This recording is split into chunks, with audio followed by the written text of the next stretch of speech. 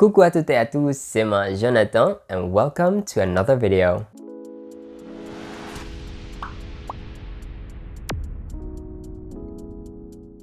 For today's video, it's going to be another Top 5 Wednesday, which for this week, the prompt will be supernatural. It is very exciting since we are transitioning from spring to fall.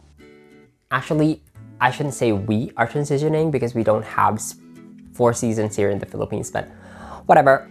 It is going to be Halloween, which means we are going to read books that are scary or probably just thrilly, if that's even a word. Thriller books, horror books, or supernatural books, whatever. For this prompt, I am going to share with you guys some books with supernatural creatures or supernatural settings that I liked, or probably books that I am planning to read. For the first book, I have Hell Followed With Us by Andrew Joseph White. I was given an e-arc of this book by Peachtree Teen through NetGalley, and wow, this book was unexpectedly good. In fact, I didn't have any plan to read it at all, but my friend Ferdy actually said that I might be interested in reading it.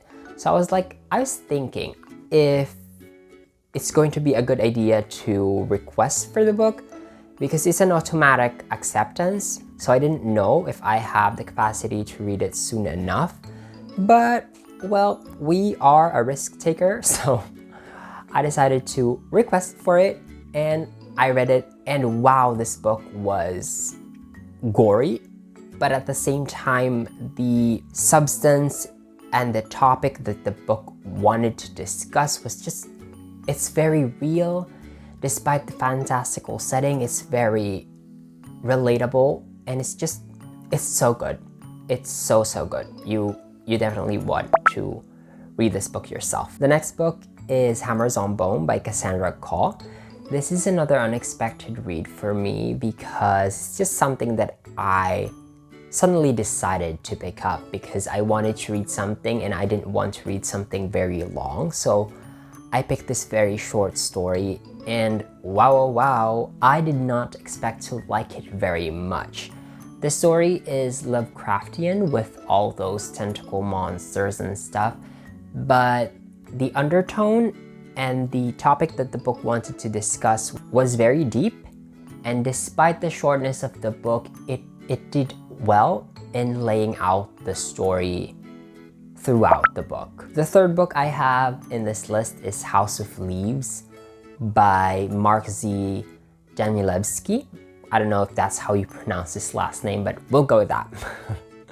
So for this book, it's a haunted house story. This is probably the most interesting book that I have read in my entire life. This book is uniquely written and it's very difficult to read as the formatting is quite unconventional, but despite the thickness of the book, it's actually quite short because most part of the story are just an additional, how do you say it? It's like a content that's not necessarily required to be read. It's there for the purpose of atmospheric feel, atmospheric vibe to add to that thematic eeriness of the story. It is creepy and it gave me nightmares actually, but aside from the horror story, there is a beautiful romance in this book, and I think that if you're looking for something to read slowly, this book is something that I would suggest. However, it's not a book for everybody because it is quite challenging to read, but I think it does pay off well. The fourth book in this list is The Ghost of Buxton Mainer by Jonathan L. Ferreira. This book was recommended to me by my friend Lucy from Bookstagram.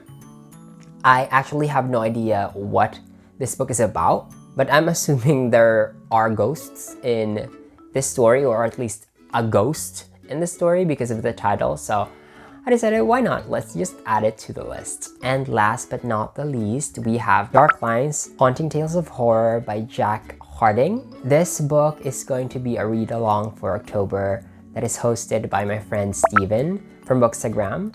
I'm very much excited to read this. This is a collection of short stories which I am quite fond of recently, and I wanted to actually read this like slowly, maybe one short story per day. But I don't know, if it's gonna work out, it's gonna work out. If it's not, I'm gonna read it faster than I would like, just so I can discuss it with the people in the read along. But yeah, I'm very much excited to read it. I got it for free on Amazon as well, and yeah. So that's it for today's video. Thank you so much for watching. If you want to participate in the Top 5 Wednesday, I will leave the Goodreads group in the description box so you can check it out. Please let me know in the comment section which supernatural book has been in your favorite list for a very long time now, or maybe share a supernatural book that you plan to read this Halloween. Again, thank you so much for watching, and I'll see you guys in the next video. Bye!